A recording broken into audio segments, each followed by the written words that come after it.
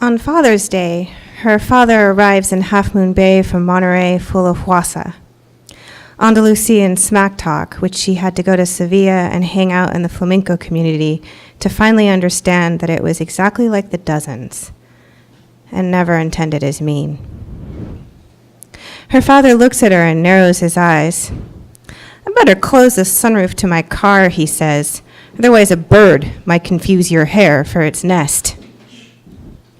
He is shuffling his feet and complaining that he hasn't eaten and his sugar is low. But she knows he's really upset because he hasn't had a cigarette. His daughter has stopped calling him out on his smoking. He quit smoking for a few years when his identical twin got lung cancer. After her uncle died, her father started drinking again. Mixing diabetes and alcohol was more lethal than cigarettes. She leaves him alone about his smoking. He's 75 years old. His feet have poor circulation from the diabetes. She has accepted that her father knows himself, knows what he is doing. He picks up the Invisible Immigrants book she has on the coffee table. "Hey, that's my father, that's Francis Sanchez. There's my mother," he says, pointing at the photos. "They all look like gangsters. They're smiling."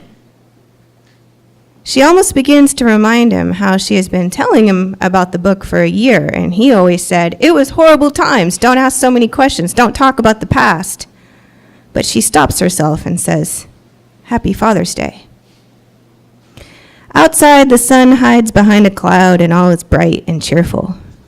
The neighbors' green yards are perfect. The tan and neutral colored houses are perfect. "What color are you going to paint your house this summer?" he asks. "I was thinking of periwinkle blue, so blue it's almost purple," she says. "Better not make it too purple, otherwise the white people in the neighborhood will think you're too ethnic," he says, smiling. "Working in the public sector for 30 years has made me hate white people," she has heard him say more than once, and not smiling. She has even heard him say it about family members, in particular her mother's family. As they drive down Main Street, she points out the Portuguese Hall, and she tells him how Half Moon Bay has a large Portuguese community. "Good, then I can run one of them over. I hate Portuguese people. They smell like codfish." "Even Manuel?" she says about their cousin. "Especially Manuel," he says, coughing back a laugh. He tells her how Hillary Clinton is going to win the Democratic nomination. The system is rigged, and Bernie Sanders might have good ideas, but he is a wasted vote. He reminds her how Sarah Palin thought Africa was a country. He rolls his eyes when she expresses shock at learning how the Catholic Church didn't support Cesar Chavez. "That's old news," he said. "Where have you been?" He tells her how Cruz Reynoso was his boss when he was with the California Legal Rural Assistance League.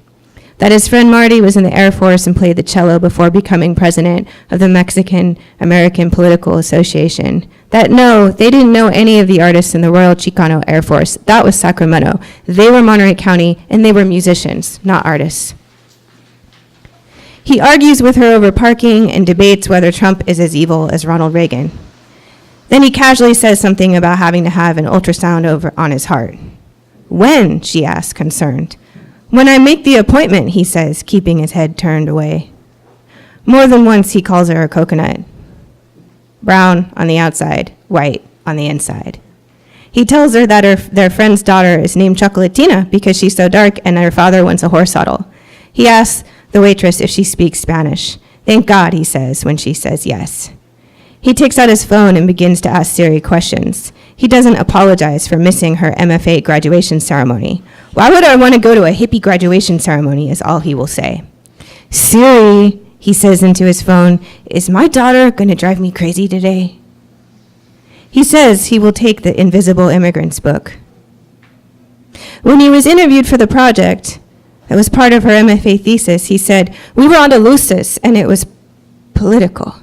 The Northerners, the Salamancans, thought they were different, better, because of our cousins, the Moors, even though we all worked in the canneries, we all worked in the fields."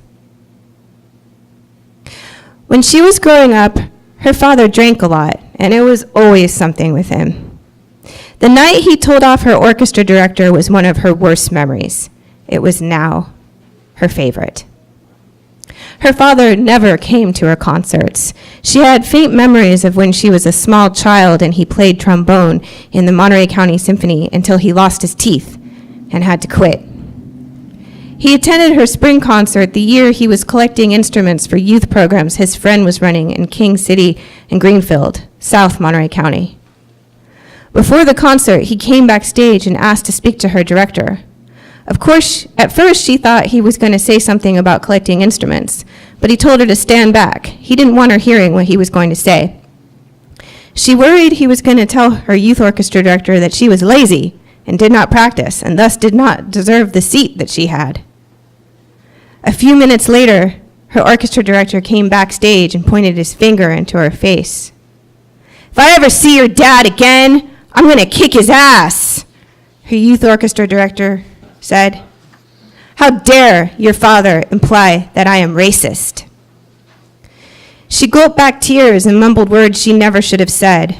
"I'm sorry," and left. She did not play the concert. She never thought about what kind of 6-foot male adult and youth arts organizer would somehow think it was acceptable to point his finger into the face of a 5-foot-tall, 15-year-old girl and threaten that girl's father with violence. She was mortified. She assumed her father had been drinking. She assumed that her father had been the one who was wrong. Her youth orchestra director had a Master of Fine Arts and had studied in Vienna. All the kids liked him. They called him by first name, Reg. He was hip. He had messy blonde and gray hair. He wore corduroy pants in neutral colors and smoked a pipe. She was so upset she slept in her mother's room and heard the conversation when her father called at 4 a.m. Her mother picked up the phone and paused before she said hello. Looking back, she wondered if he cared about that pause. Usually when it was him and her mother was mildly pissed, she would answer the phone knowing it'd be him and start in on whatever was bothering her. When she was really pissed, there was always that pause and then a hello hyphenated by sarcasm. Hello. Oh, her mother knew exactly how to say it. "I'm not going to stand for bullshit," he said without saying hello either. "I'm going to call someone out if I see bullshit." He wasn't drunk at the concert, as they suspected, but when he called at 4 a.m., he was very drunk, rightfully so, shouting and slurring his words. He was yelling so loudly her mother had to hold the phone away from her ear. She could hear every word. She's the only one with a Hispanic name in that orchestra, and they have the audacity to call themselves Monterey County Youth Orchestra? The only kids in that orchestra from Salinas are the white kids. Monterey County is bigger than just Pacific Grove, Carmel, and Monterey. Toxic. You are toxic. I'm putting you in a box and labeling you toxic, her mother said before hanging up the phone. On Father's Day, after her father leaves with the Invisible Immigrants book, she thinks about how much she still does not understand or has been able to tell him. Her Spanish is terrible, but she knows what he means when he says sin vergüenza. Thank you.